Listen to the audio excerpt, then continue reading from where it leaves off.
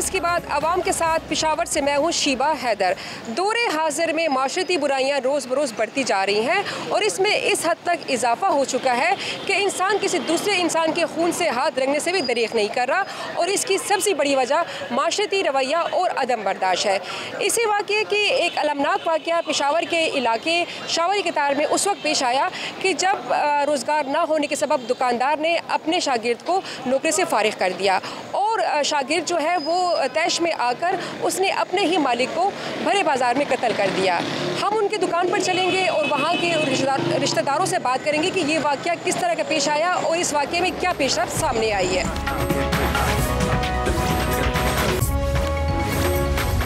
जी, इस वक्त मैं मौजूद हूँ पेशावर के इलाके शावली कताल में और ये शावली कताल बाज़ार है। यहाँ पर तमाम की तमाम दुकानें जो हैं वो कराकरी की हैं और इतना तंग बाज़ार है कि यहाँ से गुजरना बड़ा मुश्किल होता है। लेकिन जब एक कत्ल होता है और वो कातिल यहाँ से कैसे फ़रार होता है, कातिल ने अपने ही मालिक को कत्ल किया है। ये अदनान जलील की दुकान है, कराई की दुकान है और यहाँ पर देखा जा सकता है कि तमाम की यहाँ पर जो कराकरी की दुकानें हैं, प्यालियाँ हैं और मुख्तलिफ़ किस्म की जो है चीज़ें रखी हुई हैं। हमारे साथ अदनान जलील मकतूल के भाई मौजूद हैं, इमरान। इनसे बात करेंगे कि ये वाक़या कैसे पेश आया और कातिल कैसे आसानी से फ़रार हुआ।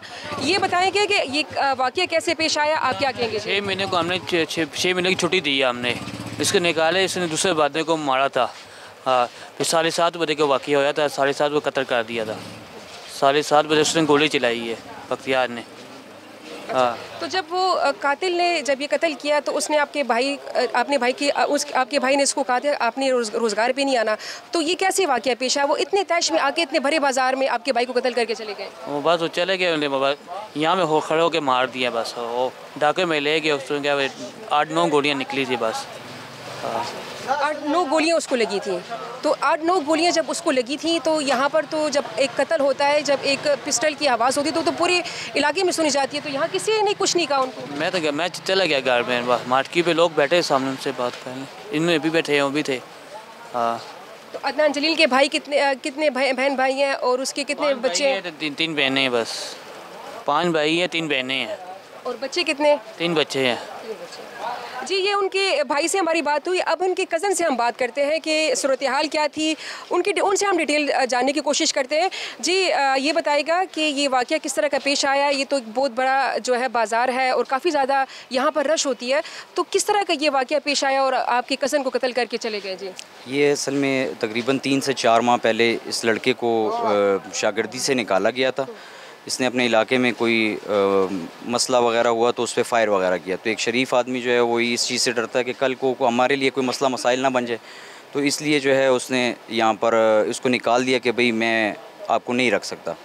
तो लड़के ने 3-4 मरतबा कोशिश की कि मुझे दोबारा रखा जाए, तो शरीफ आदमी तो डरता है, तो इसलिए उसने जो है जी कहा कि मैं आपको नहीं रख सकता। 4 माह बाद जब उसने एक दूसरा लड़का रखा तो वो उस गुस्से में आके, उसकी तैश में आके, वो वक़्त के इंतज़ार में था या क्या वजह थी, ऐसा ही सीन बना। तो मगरिब के बाद तकरीबन हमारा बाज़ार जो है वो 80% बंद हो जाता है। तो मगरिब बाद अज़ नमाज़ मगरिब तकरीबन आधा घंटा गुजर गया। जब बाज़ार में आधी दुकानें बंद हो गई तो उसने मौके का फ़ायदा उठाया और आके यहाँ पे फायर कर दिया, जिससे वो मौके पर ही ज़ख्मों की ताब ना लाते हुए वो वफ़ात पा गया। अच्छा, जैसे कि अब मकतूल अदनान जलील के भाई बता रहे हैं कि जी उसको 9 गोलियाँ लगी हैं। तो 9 गोलियाँ मतलब देखिए, एक 9 गोली जब इंसान को लगती हैं तो कुछ थोड़ी बहुत आवाज़ भी होती है, पिस्टल की आवाज़ अपनी एक मखसूस आवाज़ होती है। क्या कहेंगे कि एकदम उन्होंने 9 गोलियाँ उस पर फायर किए थे? पहले तो यहाँ पर कोई इतने ख़ास लोग मौजूद नहीं थे, लेकिन जो भी मौजूद थे उनका कहना ये था कि उस पर सलेंसर लगाया हुआ था। उस बच्चे ने पिस्टल पे सलेंसर लगाया हुआ था, जिसकी वजह से आवाज़ इतनी ज़्यादा गूंज नहीं सकी। फ़ायर तो उसने तकरीबन 12 या 11 किए हैं, जिसमें से 9 उसको लगे हैं और 2 नहीं लग सके। उस कातिल की एज कितनी थी कि वो इतना ज़्यादा समझदार था कि उसने सलेंसर लगाया था और जिसकी किसी ने आवाज़ नहीं सुनी? जी, एज तो कोई इतनी नहीं थी, मेरा ख्याल 18-19 साल उसकी एज थी। एग्जैक्ट तो मैं नहीं बता सकता, अंदाज़े सही है, कोई 18-19 साल उसकी एज थी। जी, बाकी हमारे माशरे में ये चीज़ें इतनी हैं कि बस क्या कह सकता हूँ इसके बारे में, अफसोस की बात है। ये मुझे बताएगा कि उसको दिहाड़ी कितनी मिलती थी, क्योंकि ये तो खुद एक किराए की दुकान है, किराए की दुकान पे जो गुसर बसर उनका होता है। जी जी, तो कितने उनको जो है ना वो रोज़गार यहाँ पर अक्सरियत जो इस एज के बच्चे हैं तो उनको तकरीबन 12-13 हज़ार रुपये माहाना मिलती है। और जो टाइम होता है यहाँ पे खाने का टाइम होता है तो खाना उसके साथ मिलता है, जो चाय कावे का टाइम होता है उसके लिए भी हिसाब से तकरीबन 12 से 13 हज़ार रुपये मंथली उनको तनख्वाह मिलती है। और ये बंदा कहाँ का रिहायशी था? पेशावर का था? इस पे FIR दर्ज की गई है? जी जी, ये पेशावर बिरीबाग के इलाका है, ये उस इलाके का है और FIR भी उस टाइम हो गई। कानूनी कार्रवाई तो हर किस्म की इस पर हुई है। अब फ़िलहाल जो है वो कानून अपना काम कर रही है, देखें आगे क्या सिलसिला बनता है। जी ठीक है, तो उसके ख़ानदान वालों को गिरफ़्तार भी किया गया है कि नहीं? अब उनकी फ़ैमिली वगैरह अपने घर में है कि वो यहाँ से जा चुके हैं? मेरे ख़्याल में उनके ख़ानदान के साथ तो ऐसे कोई नहीं है। छापे वगैरह हुए होंगे या उनके घर पे छापा मारा होगा। बहरहाल मेरी जहाँ तक मालूमात है उसमें तो लड़के को जो है वो गिरफ़्तार किया हुआ है और उस टाइम वो जेल में है। जी जी जी, अदम बर्दाश्त की अगर हम बात करें तो हमारे माशरे में अदम बर्दाश्त है वो ख़त्म होता जा रहा है। एक कम उम्र लड़का जिसने इस बाज़ार में आकर तैश में आकर अपने ही मालिक को कत्ल कर दिया, जिसकी वजह से जो उसके ख़ानदान पर जो असर पड़ा है वो सिर्फ उसके ख़ानदान ही जा सकते हैं। हमारे साथ यहाँ पर दुकानदार भी मौजूद है, हम उनसे भी बात करते हैं कि जब ये वाक़या पेश आया तो उस वक्त ये लोग भी यहाँ पर मौजूद थे। जी अस्सलाम वालेकुम सर, ये बताएगा कि ये वाक़या जब पेश आया तो आप लोग यहाँ पर मौजूद थे, तो आपने देखा कि वो कातिल यहाँ पर आता है, सरेआम आके बाज़ार में अपने ही मालिक को कत्ल करके चला जाता है, क्या कहेंगे आप? जी अस्सलाम वालेकुम जी। दरअसल में इस बात तो इस तरह था कि ये जिस टाइम आ गया तो उस टाइम मेरे पास कस्टमर बैठा हूँ, मैं कस्टमर के साथ बिजी था। तो यहाँ पे तो मेरा घूम साइड उस साइड पे था। जब मैंने आवाज़ सुनी तो जब मैंने आवाज़ तरफ मुड़ लिया उनकी तरफ तो मैंने उनके भागने मैं देखा बंदे को। जब वो भाग रहा तो मैंने उनको देख लिया तो ये एकदम से आ गए, एकदम से उनने कार्रवाई किया था और पर एकदम भाग गया। जब हमने उसको जो है ना हमारे बंदी थे, मैंने ख़ुद में उनको जो है ना ताउन की उनके साथ उठाने की। तो फिर जब हमने उनके साथ बाहर रिक्शे में बैठा दिया तो बंदा तो कब का तो फारिग हो चुका था। लेकिन मैं अदनान के बारे में ये कहना चाहता हूँ कि अदनान इंतहाई शरीफ और नेक दिल इस तरह बंदा आजकल के बंदे में मेरे ख्याल में कि जो है ना ये आजकल की तरफ से हमारे तरफ मुजिज़ा होता है। एक बहुत इंतहाई अच्छा बंदा था और ये सेलमैन जो इनका था ये भी इनका ख़ानदान भी मज़ीद अच्छा ख़ानदान है। लेकिन इनके बंदे के बारे में मैं कुछ नहीं कहता, छोटा था, बच्चा था, शायद उनके ज़हन में बस कुछ ना कुछ गलत आया होगा उस टाइम पे। हालांकि उसने तकरीबन 8, 9, 10 साल उनके साथ काम किया है। इस टाइम इस दौरान में ये कह रहा था, ख़ुद भी आपने इतराफ़ किया हुआ है कि मैंने 4-5 दफ़ा इनके घर गया हूँ, इनके भाई को, इनके चाचा को, इनके बाप को गए हो कि मेरे दोबारा मुझे अपने काम पे रखवा ले, तो वो मना करवा रहा था ना। तो उस टाइम उस बंदे ने तकरीबन ये अदनान साहब जो है ना उस दिन एक छोटा सा बच्चा अपने साथ रखा हुआ था। तो ये 4-5 महीने इन दौरान भी हुआ था, ये कार्रवाई कुछ भी नहीं हुआ था। जब इसने एक बच्चा लाया था उसी दिन अपने काम के लिए, तो ये वाक़या उसी दिन आया पेश आया। अच्छा, लेकिन अदनान ने क्यों उस बच्चे को हटाया? क्या इस बच्चे में पहले इसने कुछ ऐसी कोई खासियत कोई देखी थी कि ये बच्चा ठीक नहीं है या कुछ ज़हनी बीमार है या इसमें कुछ और मसला था जिसकी वजह से अदनान ने उसको रोज़गार से फारिग कर दिया था? इतना तो मैं इस हवाले से ये कहना चाह रहा हूँ कि ये बंदा ख़ुद भी इतराफ़ कर रहा है ना। एक वीडियो में मैंने देखा था तो वो ख़ुद भी एक इतराफ़ कर रहे हैं कि मैंने एक अपने गांव में, जो इसका गांव है ये बिरीबाग के इलाके में गंज में, इसने एक अपना ज़ाती मसले के तौर पर एक बंदे के साथ उसका हाथापाई हुआ था। तो उनमें भी जो है ना मेरे ख़्याल में पिस्तौल से फायरिंग वगैरह इन बच्चे ने किया था। ये ख़ुद भी इतराफ़ किया है वीडियो में। तो वो जब अदनान को पता चला कि हमारा सेलमैन ने ये काम किया अपने गांव में, तो उसने बेचारे ने अपने डर की वजह से ये उसको कह दिया, उसको पैगाम भिजवा दिया कि भाई आप मेरे साथ काम मत करो, इतना हमारा तारा आपका जो है ना रिज़्क़ था बाकी और हमारा इंशाल्लाह रिज़्क़ इधर तक था और होगा नहीं। तो उसने उनको जवाब दिया कि आप अपने लिए काम ढूंढो और मैं आपको नहीं रह सकता हूँ। तो इस दौरान इसने मस्जिद जो है ना वो कह रहे कि मैं 4-5 दफ़ा गया हूँ इनके घर, गया हूँ इनके बहन को, इनके भाई को, इनके चाचा को। तो फिर पता नहीं कि 4 महीने इनसे गुजर, इसने कुछ नहीं किया। इस दिन इसको पता नहीं कि क्या हुआ था, अचानक इनको दौरा पड़ गए, मिर्गी का दौरा, इस हम पे पता नहीं। वो तो इसको मस्जिद जो तकलीफ़ था वो उसको ख़ानदान से मालूमात होगा, उसके भाई से या उसके बाप से। अगर कोई मसला तो उनका दिमागी तो वो हमें पता नहीं है। अच्छा, ये बताएंगे कि आपने जैसे वीडियो की बात की है, क्या ये इस बच्चे ने इससे पहले भी कोई वीडियो अपलोड की थी सोशल मीडिया पे? नहीं, ये वीडियो जो है ना ये इनने खुद अपलोड नहीं किया। ये एक टिकटॉक वाला स्टार है, पता नहीं कि चैनल वाला है, पर्सनल चैनल चला रहे। तो वो ताने जाके इनसे जो है ना इंटरव्यू लिया था इसने, बंदे ने। तो वो बंदा जो है ना इससे इंटरव्यू ले रहा है, तो ये इंटरव्यू में ख़ुद कह रहे कि जो है ना मेरा एक ज़ाती मसला था अपने गाँव में, वो हुआ था। तो फिर उस वजह जब मैं यहाँ पे हफ्ते बाद या 2 हफ्ते बाद आ गया तो उसने मुझे जवाब दिया कि आप भाई मेरे साथ काम और मज़ीद ना करो, मैं आपको और नहीं रख सकता हूँ। अच्छा, मतलब इस बच्चे ने इससे पहले भी वाक़यात किए हैं? इसका कोई पहले वाक़या नहीं है, ये इसका कई वाक़यात कर चुके हैं? ये इसका दूसरा वाक़या है।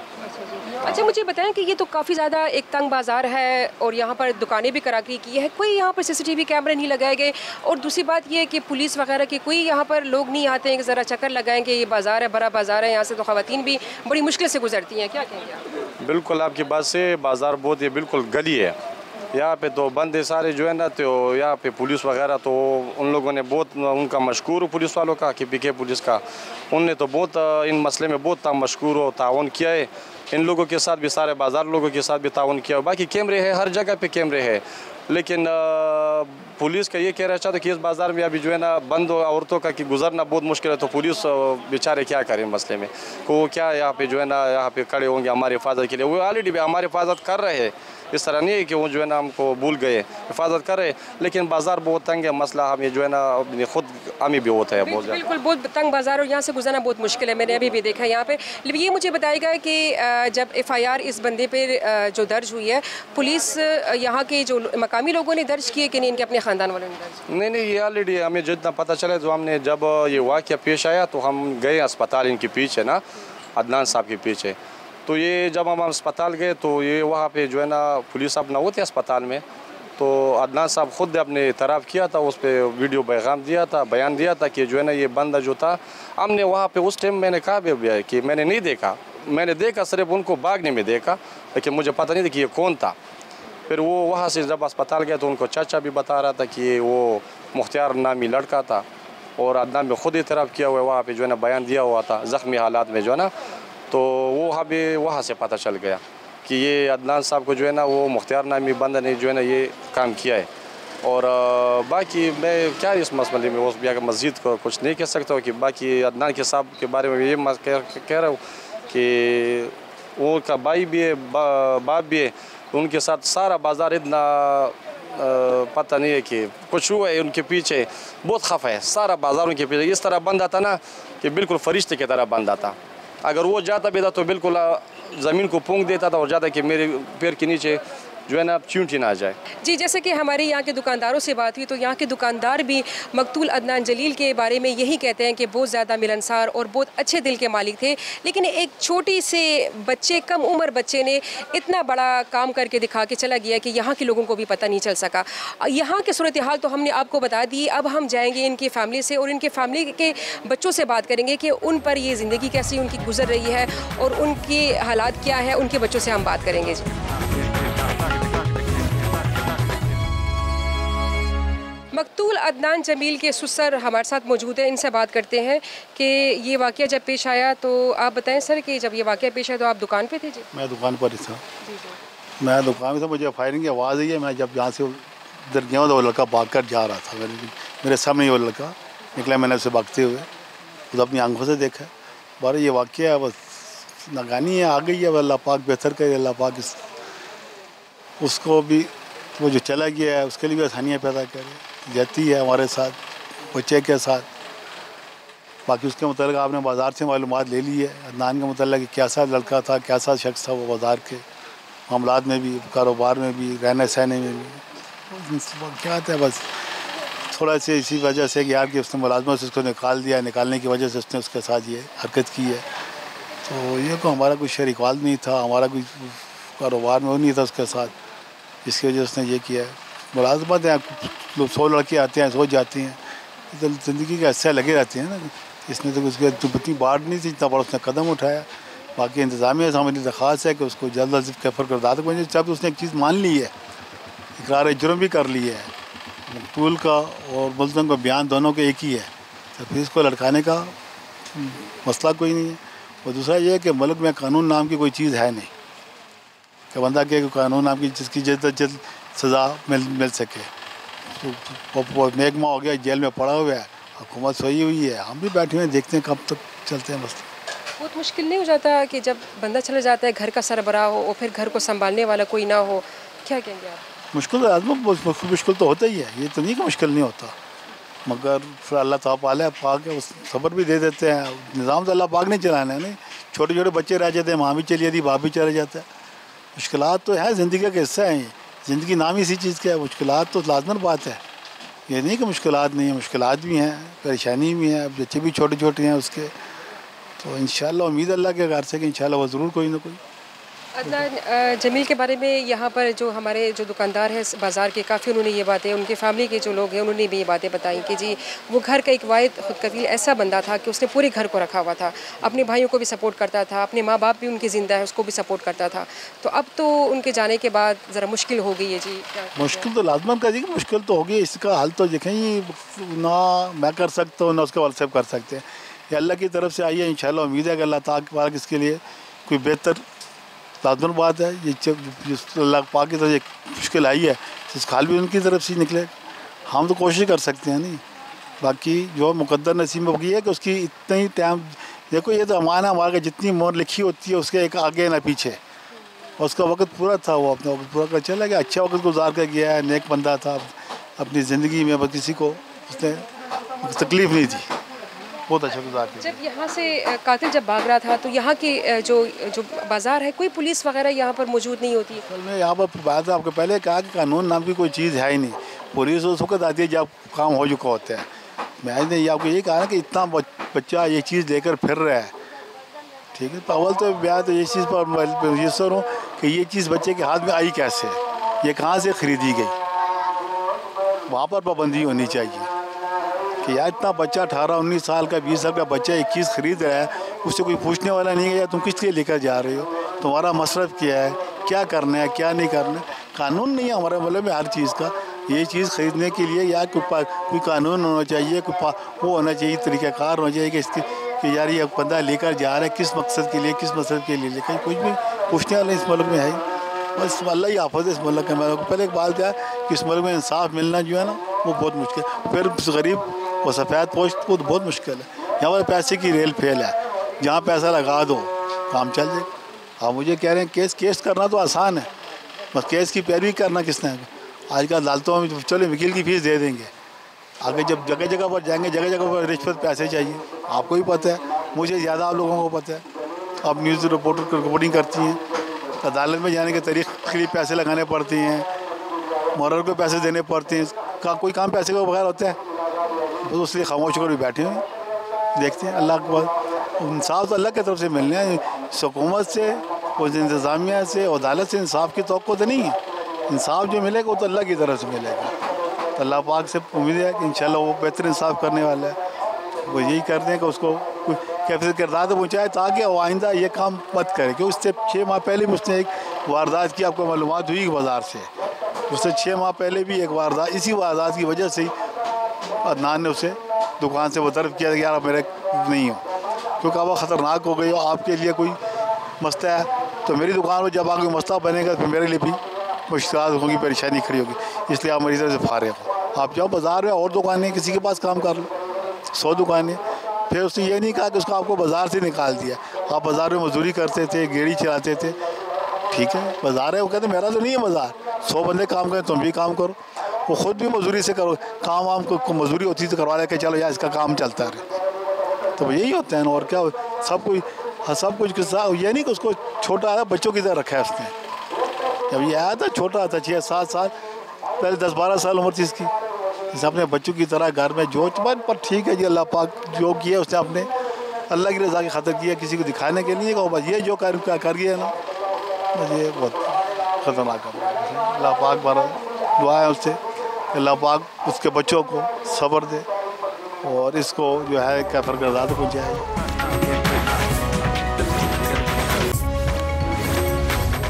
मकतूल अदनान जलील के घर के बाहर इस वक्त मैं खड़ी हूँ और ये घर इनका किराए का है। मकतूल अदनान जलील के 3 बच्चे जो है वो यतीम हुए हैं, 2 बेटियाँ और 1 बेटा है, और उनके बेटे को भी पता है कि उनके वालिद को जो है वो कत्ल किया गया है। अब उनके बेटे से बात करेंगे, हम उनके घर पहुँचे हुए हैं। जी ये मुझे बताएं कि आपका नाम क्या है? उज़ैफ़ा। अच्छा उज़ैफ़ा, आप मुझे ये बताएं कि आप कौन सी क्लास में पढ़ते हैं और कौन से स्कूल में? फॉरवर्ड में। अच्छा, और बड़े होके क्या बनना पसंद करेंगे? आर्मी में फ़ौजी बनना। अच्छा जी उज़ैफ़ा ने आर्मी में जो है ना फ़ौजी बनना है इसने। ये मुझे बताएं कि आपके बाबा आपसे प्यार करते थे, आप भी बाबा से प्यार करते थे, आपको बाबा याद आता है? जी। क्या क्या लेके आते थे चीज़ें आपके लिए? शॉप से आते हुए चॉकलेट, इस तरह स्टेशनरी वगैरह चीज़ें। अच्छा, बाबा को कितना मिस करते हैं? बहुत ज़्यादा मिस करते हैं। स्कूल जाते हैं तो बाबा की याद आती है आपको? जी।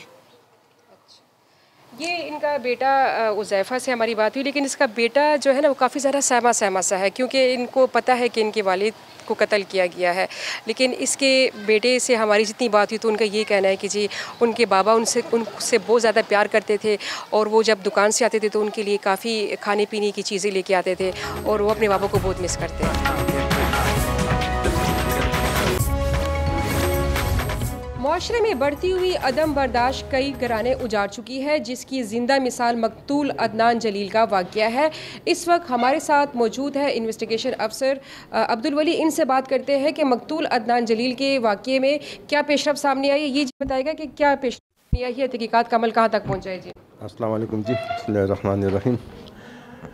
जनाब, ये वाक़या शावली कताल में हुआ था। मकतूल अदनान, इसकी कराकरी की दुकान थी शावली कताल में, और यह मुलज़िम इनके साथ शागिर्द था। तकरीबन 7-8 साल इसके साथ गुजारे थे। चूँकि मुलज़िम झगड़ालू था और उसकी सोबत अच्छी नहीं थी, इस बिना पर इस वाक़े से पहले चंद माह पहले मकतूल ने मुलज़िम को फारिग किया, और मकतूल को इस बात की रंज थी कि तुमने मुझे क्यों फारिग किया। इस बिना पर रोज़ी को उसने अपने साथ पिस्तौल लाकर मुलज़िम मकतूल पर फायरिंग की, जिससे वो ज़ख्मी हुआ और इलाज अस्पताल लाया गया, जहाँ पर उसने ज़ख्मों की ताब न लाकर जान बाक हुआ। ये मुझे बताएं कि अब तक इस केस में तहकीकात का अमल कहाँ तक पहुँचा जी, और ये भी बताया जा रहा है कि जी वो इस तरह का वो पिस्टल अपने साथ लेके आया हुआ था, सिलेंसर पिस्टल उसको कहते हैं, जिसकी आवाज़ किसी ने सुनी नहीं है। तो इस तहकीकात के हवाले से बताएगा कि ये तहकीकात का अमल कहाँ तक पहुँचा है। फरमान से राब्ते करके मुझे को फौरी तौर अगले दिन गिरफ़्तार कर लिया जी, जिसके हमने 3 दिन कस्टडी ली फिर अदालत से। इससे 30 बोर पिस्तौल भी हमने बरामद की, और चूँकि पिस्तौल सलेसन वाला नहीं था, आम 30 बोर पिस्तौल था जी, जो हमने उससे रिकवर की है और मुलज़िम को जेल में दाखिल किया है जी। अदालत को पेश करके लाइट सेंटर जेल पेशावर किया है जी। मुलज़िम से आपने तहकीकात नहीं की, उन्होंने किस तैश में आके ये काम किया है, वजह क्या थी? इसके अलावा इसने इस तरह के और 1-2 काम भी किए थे, और वो अपनी वीडियो जो है उन्होंने टिकटॉक पर भी अपलोड की थी, तो क्या कहेंगे? हाँ जी, मुलज़िम की सोबत अच्छी नहीं थी, वो लड़ाई झगड़े करते थे, और इससे ये मकतूल भी तंग था। इस बिना पर इसने इसको फारिग किया था। मुलज़िम को यह रंज था कि तुमने मुझे क्यों फारिग किया, इस बिना पर इसने ये वारदात की है। ये मुझे बताएं कि शावली कतार जो बाज़ार है बहुत तंग तारीखी बाज़ार है, और बहुत तंग गलियाँ हैं, और बहुत तंग सा बाज़ार है। यहाँ पर अभी तक मुख्तलिफ जो भी अंदरूनी शहर के इलाके हैं CCTV कैमरे नहीं नस्ब किए। क्या वजह है कि पुलिस हुकाम जो है ना इस तरह के वारदातों को रोकने के लिए इक़दाम क्यों नहीं कर रही, मुख्तलिफ अंदरूनी शहर में CCTV कैमरे क्यों नहीं नस्ब कर रही कि ताकि जो बढ़ती हुई जो वारदात हो रही है ताकि इस पर काबू पाया जा सके? जी जहाँ CCTV कैमरे भी तो लगे हुए हैं बाज़ार में, हुकूमत की तरफ से भी लगे हुए हैं, महकमे की तरफ से भी हैं, दुकानदारों ने भी लगाया है। इसकी CCTV कैमरे रिकॉर्डिंग भी हमने हासिल की है। पुलिस कोशिश कर रही है, पुलिस सब कुछ ड्यूटी भी कर रही है, कोशिश भी कर रही है जुर्म की रोकथाम के लिए। और ये पुलिस की कारकर्दगी थी कि अगले दिन मुलज़िम को गिरफ़्तार कर दिया जी। जी मुझे बताएं कि कितने घंटों में आप लोगों ने मुलज़िम को गिरफ़्तार किया है, और उनके जो वालिदैन हैं उनका क्या कहना है? उनके वालिदैन क्या कहते हैं कि उनको नहीं पता था कि उसका बच्चा जो है वो इस किस्म के वारदातों में मुलविस है, और कहीं उसने वारदात भी की है, क्या कहेंगे आप? हाँ जी, मुलज़िम तो पहले भी लड़ाई झगड़े किए हैं जी, और इस तरह मुलज़िम को अगले दिन तकरीबन 24 घंटे के अंदर गिरफ़्तार किया है, अंदर जी 24 घंटों के अंदर।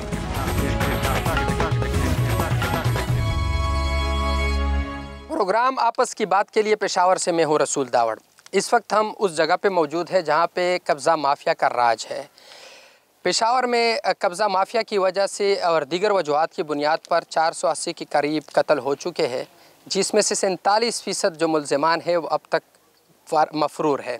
पुलिस कोशिश कर रही है, और इस वक्त भी जो मेरे अक़ब में नज़र आ रहा है इसको वागुज़ार कराया गया है, या इस हवाले से हम पुलिस का भी मौक़िफ़ लेंगे, और इसके अलावा यहाँ पे जो इन ज़मीन के मालिकान है वो भी मौजूद है, उनसे जानेंगे किस तरह कब्ज़ा माफिया सरगर्म है, किस तरह कब्ज़े करते हैं। अगर आप हमें बता दीजिए। बिस्मिल्लाहिर्रहमानिर्रहीम। इस वक्त जिस जगह पे हम खड़े हैं, ये ज़मीन जो है ना, ये हाजी मोहम्मद इस्माइल ख़ान शिनवारी और मोहम्मद राजमील ख़ान, मोहम्मद फजील ख़ान और मोहम्मद जमील ख़ान, ये इनकी ख़ानदान की ज़मीन है। तकरीबन 150 जरीब ज़मीन इस मौज़े में है। इसमें तकरीबन 70 जरीब का ज़मीन ये इसके मालिक है, जो कोर्ट के ज़रिए, अदालत के ज़रिए डिग्री हो चुकी है और बाकायदा इसमें कमीशन मुकर्रर हुआ है। फिर बेलिप के थ्रू ये ज़मीन लिए गए। लेकिन ये सामने जो घर आप देख रहे हैं कब्ज़ा माफिया का, या ये देख रहे हैं, तो ये तो पेशावर दारुल खिलाफा है। इधर अभी तक जो सबसे बड़ा मसला है वो कब्ज़ा ग्रुप का है, और कब्ज़ा ग्रुप जो है ना, वो पेशावर के 62 लोगों का है। उसके पीछे सियासी लोग खड़े होते हैं। इधर एक लोकल पोजीशन का MP है। जब ये दखल को हम ले रहे थे तो उस वक्त वो आए, उसके साथ तमाम लोग आए और बहुत पुलिस को उसने दबाया कि हम आपको इधर से सस्पेंड कर देंगे, ये कर देंगे, वो कर देंगे। तो पुलिस बेचारे क्या कर से है। लेकिन मैं सबसे पहले IGP वज़ीर आला साहब का, IG साहब का और CCPO साहब, SSP ऑपरेशन साहब, SP रूरल, ASP और ख़ास कर SHO तारिक ख़ान, जब इधर इस थाने का चार्ज लिया है तो उस दिन से आज तक कब्ज़ा ग्रुप के पे रात तैयारी हो गई है कि जब तारिक ख़ान इधर पहुंचा है तो कब्ज़ा ग्रुप की रात तो उन पे अंधेरा आ गया है और उनको ये पता चला है कि अभी देर तंग हो चुकी है। तो अल्हम्दुलिल्लाह जब तारिक ख़ान इधर आए तो अभी तक कब्ज़ा ग्रुप जो है ना, ये 24 तारीख पे ही दखल ने लिया है। तो वक़्त देर हुई और ये सामने घर जो नज़र आ रहा है ये कब्ज़ा ग्रुप ने बनाया। जब इधर ही काम हो रहा था तो हम अदालत बेले प्ले के स्टे के दौरान इधर आए कि भाई ये बेले पे और वाक़िदा रिकॉर्ड पे कोर्ट के अभी भी कंटेम चल रहा है। लेकिन ये कब्ज़ा ग्रुप इतना बासर है कि वो कोर्ट के स्टे भी नहीं मानते और वो पुलिस को भी नहीं मानते और वो मालिकान को भी नहीं मानते। वो अपने क्लाशनकोप की ताकत से जो है ना, वो इस सामने जो घर है ये सब हमारे दोस्त हम जानते हैं। लेकिन इधर के जितने भी नौजवान हैं वो क्लाशनकोप कल्चर और ज़ोर के आदी हो चुके हैं और लोगों से पैसे और बातें वसूल करते हैं। तो अल्लाह का करम है कि इस वक्त आप मौके पे खड़े और SHO साहब और SP साहब ये कब्ज़ा ग्रुप के ख़िलाफ़ जो टीम तश्कील दी है IGP साहब ने और ख़ासकर CCPO साहब ने जो टीम तश्कील पुलिस की दी है, अगर इनको सपोर्ट दिया तो इंशाल्लाह मेरे यकीन है और उम्मीद है अल्लाह से कि 2-3 महीने में कब्ज़ा ग्रुप कभी भी किसी की ज़मीन पर कब्ज़ा होने नहीं देंगे। इधर जो कब्ज़ा ग्रुप ने हम पे जितनी फायर की है, जितनी तकलीफ़ और जितनी जलील और ख्वार हम किया है वो किसी को नहीं, लेकिन हमने किसी को बता नहीं सकते। यकीनन आगे चलते हैं, जो यहाँ के मलिकान है इस ज़मीन के, उनसे भी जानेंगे कि जी ये किस तरह कागज़ बनाते, किस तरह जो कब्ज़ा है उसके लिए क्या बैकग्राउंड ढूंढते हैं। असल में हमारा 2008 में अपनी बैंक के साथ केस चला था, उसमें तकसीम की डिग्री हुई, अभी तक उसके साथ कोई नहीं था। ऐसे जाली स्टामों पे उसने केस किया और स्टे हाई कोर्ट तक उसका ख़त्म हो गया। बाद में हमें जो दखल मिल गया तो एक दफ़ा एक जगह अभी भी हमें मिल गया दखल, दूसरी जगह भी अभी ये इंक्रोचमेंट हो गई। ये हमारे टाउन का अपना सड़क है, उस पर उसने बनाया था बाकायदा अदालत से ऑर्डर में, और इंतकाल भी उसको हुआ है सड़क का, उस पर करवाए। अभी हमें 1 महीने पहले पता हुआ कि कब्ज़ा ग्रुप को और कोई नहीं मिला, अभी एक जाली इंतकाल उसने पैदा किया है। मकसद है जाली इंतकाल बनाकर यहाँ पे कब्ज़े को मजबूत किया जाता है। तो आप लोगों ने फिर क्या किया, कंटेम्प्ट ऑफ कोर्ट भी आप कह रहे हैं कि हो चुके हैं, पुलिस को भी आपने मुतअद्दिद बार, फिर कैसे ये रुख कैसे तब्दील हुआ। तो ये तो ना कंटेम्प्ट मान रहा था, हमारे साथ बिल आ रहा था, लेकिन वो किसी को हमें धमकियाँ दे रहा था, बस बिल रिपोर्ट जमा कर रहा था, लेकिन कुछ भी नहीं था। ये घर भी कंटेम्प्ट में बनाए, ये सारे 2 घर ये भी इस तरह कंटेम्प्ट में बनाए। तो बस इस तरह करते तो खुद कंटेम्प्ट ऑफ कोर्ट के दौरान यहाँ पे स्टे भी है, उसके बावजूद घर बनती है। तो इतना ताकतवर है ये, और ये क्या सिर्फ यहाँ पे है या पूरे पेशावर में इसी तरह के कब्ज़ा माफिया है? ये असल में सारे पेशावर में ये जो है ना लीगल सिस्टम को एब्यूज़ करते हैं और मुख्तलिफ़ किस्म के जाली डॉक्यूमेंट और ये किस्म के ये वकील जो है ना, ऐसे वकील हैं जो वो भी इनके सपोर्ट करते हैं। तो वो ये सिस्टम को एब्यूज़ करके डिले कराते हैं और जब डिले के दौरान जो है ना ये अपना ये ज़मीन प्लाट बनाकर और ना बेगुनाह लोगों को, नामालूम जो सादे लोग होते हैं उन पर भेज देते हैं। इसमें कत्ल भी होते, कभी ज़ख्मी भी होते और इसी तरह रिपोर्ट होते थाने में। हाँ, ये कत्ल तो इसमें बहुत, यहाँ पर कई बार फायरिंग हुई है और कई बार जो है धमकी मिली है। और मेरे भाई अभी जो है ना जाली केस उन्हें 302 का डाल रखा, वो किया था, फायर किया करता था।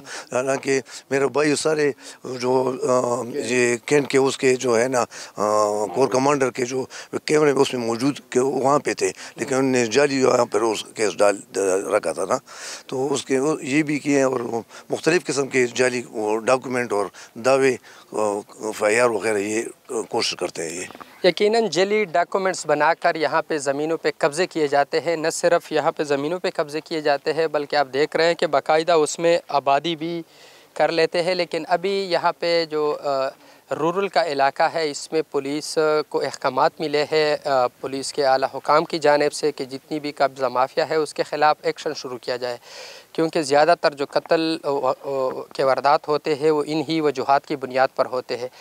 हम अभी जाएंगे पुलिस के पास, उनसे पूछेंगे कि क्या कार्रवाई कर रहे हैं, पुलिस किस तरह की कंप्लेंट कर रही है, ये किस तरह ये जो लोग हैं ये किस तरह सरगर्म है, करोड़ों या अरबों रुपयों की जो ज़मीन है किस तरह हड़प करने की कोशिश करते हैं। आइए पुलिस के पास चलते हैं।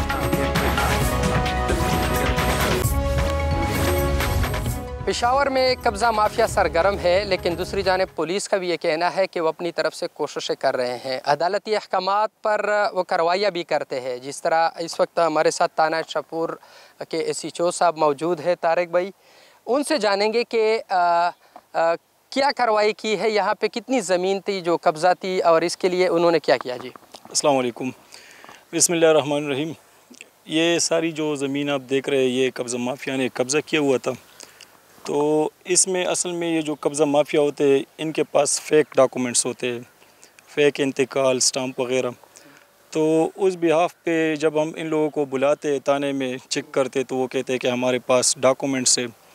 तो फिर जो असल मालिक होता है वो कोर्ट जाता है, वहाँ पर केस लड़ते, उसमें 6-7 साल लगते हैं ज़्यादा। तो फिर कोर्ट जब डिसाइड करता है कि इसका असल मालिक कौन है, ये जो ज़मीन आप देख रही है इसमें भी केस चल रहा था, तो अदालत ने इसमें ऑर्डर किया कि इनके जो असल मालिकान हैं इनको हवाला किया जाए। इसके लिए वो बेलिफ आया था, तहसीलदार पटवारी गिरदावर, हम भी साथ आए थे। तो ये जितनी भी ज़मीन आप देख रहे हैं ये तकरीबन 300-400 जिरब ज़मीन है, इनको हमने वागुज़ार कराया है कब्ज़ा माफिया से, और हमारे हाई अफ्स का क्लियर डायरेक्शन है कि कब्ज़ा माफिया के ख़िलाफ़ नो टॉलरेंस है। इंशाल्लाह हम इनको नहीं छोड़ेंगे। हमारे ऑफिसर्स की यही डायरेक्शन है कि ज़ीरो टॉलरेंस कब्ज़ा के ख़िलाफ़। जितने भी लैंड ग्रैबर्स है इंशाल्लाह इनको हम इस इलाके से साफ़ करेंगे।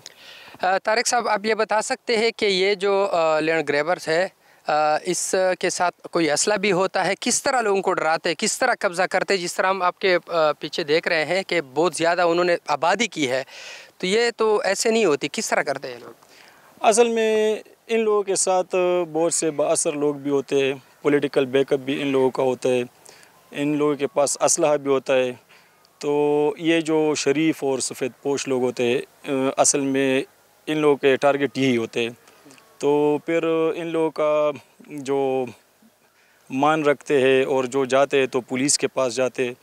तो अल्हम्दुलिल्लाह हम कर रहे हैं अपनी साइड से, जितने भी लैंड ग्रैबर्स है उनके ख़िलाफ़ हम बिला तफरीक कार्रवाइयाँ कर रहे हैं।